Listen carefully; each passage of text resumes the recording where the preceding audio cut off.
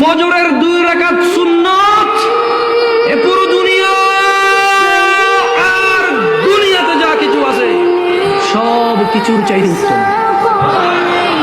তাহলে যে 2 রাকাত সুন্নত পৃথিবীর চাইতে উত্তম, ওই 2 রাকাতের সুন্নতের পরে যে 2 রাকাত ফরজ রয়েছে, এই ফরজের আল্লাহু আকবার কি দিয়ে মিটাবা?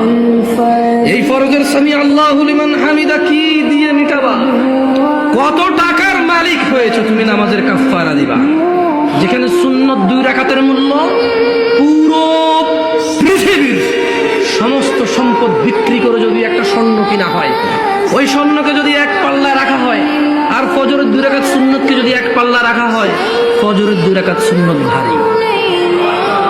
ওই সুন্নত এত ভারী হলে ওই ফজরের নামাজের ফরজ যেটা তুমি ঘুমের মধ্যে কাটিয়ে দাও, ওই 2 রাকাত ফরজের আল্লাহু আকবার সামি আল্লাহ